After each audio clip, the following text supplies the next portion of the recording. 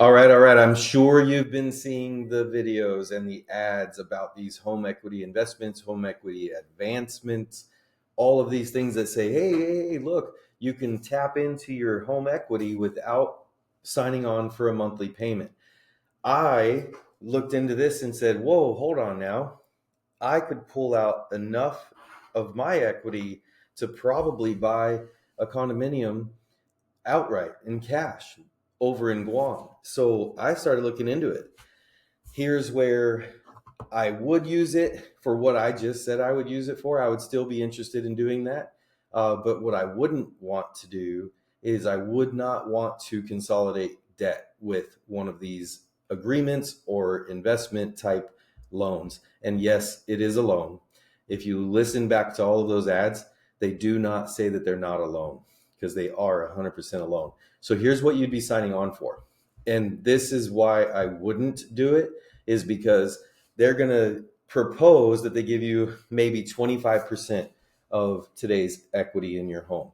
So that right there means that they send out an appraiser. So in my case, let's say that I get lucky and the appraiser comes back with a number like 2 million. Well, first of all, the appraiser works for them. And I think that they probably, instead of going up to 2 million, because my house is probably maybe in the best shape and the best amount of showings, I would hope to get 1,700,000. So if they come out, they're probably going to want to be more conservative. And also remember, if they misappraise it today lower, that means that they right away have already bought into the future equity of the higher amount. So borrow 25%. Let's just get through this for the numbers sake. They appraised me at $2 million. Let's say that I'm one of my neighbor's houses because they're bigger and they have a pool. So now my $2.25 million place, I now brought out $500,000. With that $500,000, I go buy a condominium in Guam, right?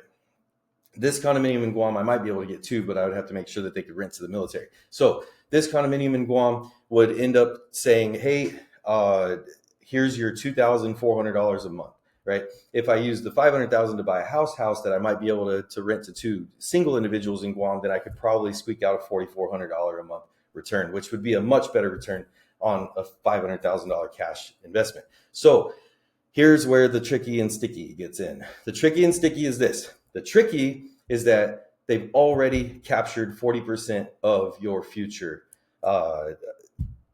equity. Yes, you heard me right. I borrow 25%, and they already have now captured the 40% of future. So that means anything over the $2 million, they will get 40% of that. So roll back to where I said, what if I'm one of my neighbors and they appraised me at 2 million and it's actually worth 2,250,000. Well, 40% of 250,000, which is what they misappraised you for, is $100,000. So they've already got you on the hook for the 500 they gave you plus the 100 that exists. Now, over the next 10 years, you should expect a 4% increase in your equity, right? And that's what they're hoping for too. So if I just take a calculator, and you can do this at home too, right? And you just take a, what is it? 4% increase. Okay, so we're saying it's worth 2.25 million. They said it's worth 2 million. So in our math, 2.25 million raising by 4% per year, going 1, 2, 3, 4, 5, 6, 7, 8, 9, 10.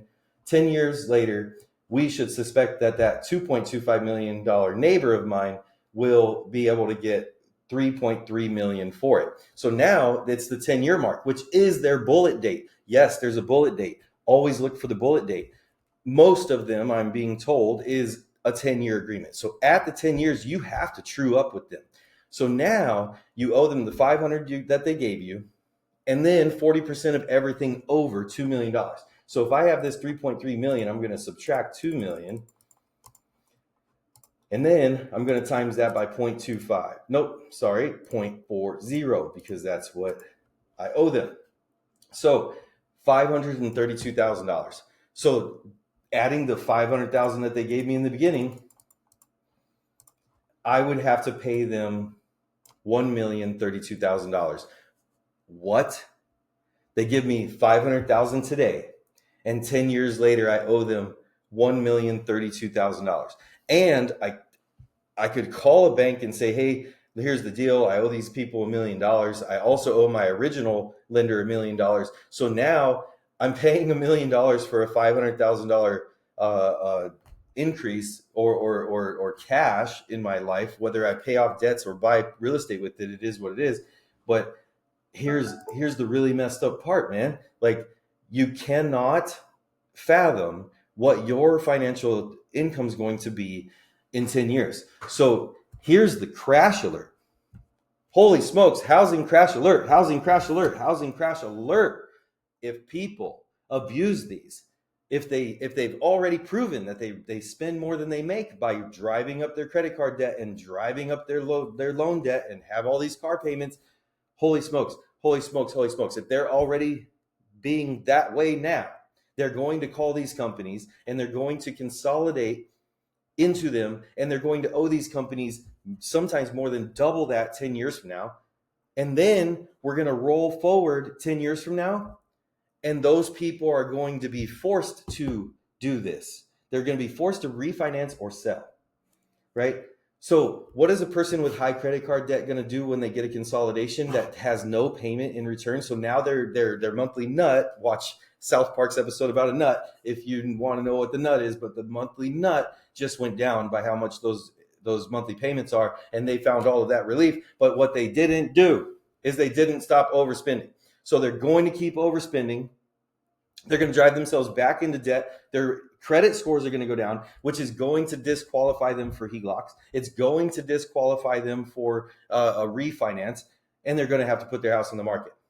So if too many people take advantage of this, and then those people repeat their pattern, which is probably, I don't know the real statistic, but it's probably pretty high. Like, if I had to guess the over under, I would bet it's higher than 85% of the people that get consolidation loans or get their debts consolidated end up right back where they were or worse, right? So now 10 years later, they're screwed. And if we have millions and millions and millions of homeowners today who are going to use these things to tap into their things, and they're going to tap into their equity, and they're not buying other real estate with it, which is probably going to be my over under. I would bet under 2% of people that use a HEA, right? 2%. I would bet that under 2% are going to buy real estate with that equity. And that's not even a good bet. Like, you should not buy real estate with these equity plays. It's not the play. It is not the play at all, right? Because they have already built in so much payback. It's insane. So you tell me, oh, well, that's not going to lead to foreclosures. I tell you, bull malarkey. Because I have met a man here in Escondido. I knocked on his door. Sir, I see that you're in pre-foreclosure. I want to help. I have a lawyer that you should talk to about keeping the house. You guys will explore every single option of keeping the house. Meanwhile, I'm going to be loading the cannon. I'm going to be preparing to sell your house for the highest and best price, right? And you know what he said? I can't do either. I've already met with lawyers and they can't get me out of this. I've already met with realtors and they can't get me out of this. And I said, hey, look, real estate licenses and driver's licenses are the two most prevalent licenses held in America. Not everybody's a good driver. Maybe the realtor that you talk to is a bad realtor. Let me look at everything. Holy smokes. I can't help him. This is absolutely absurd. So please, home equity investments, home equity advancements, there is not one good use that I can think of. And hey, here's the deal. I challenge you. My phone number is 760-497-9964. That will ring the phone that's in my pocket every day. Call it. Tell me, I am using an HEI like this. I am using an HEA like this, and I am going to succeed because of this. Call me if you want to debate it. I would love to have you on a Zoom call. I would love to be proven wrong on this because I see it as a predatory thing. And I'll tell you right now, when I unwind at night, it's with Rocket League. I turn on my PS5. It goes beep, And then I'm playing Rocket League, right? And I like to play podcasts on my right over here on my side table. So podcast is running, ad comes up, HEA, talking blah, blah, blah, blah, blah, blah, blah, right? You know what they said? They said no income, no jobs, no assets. What?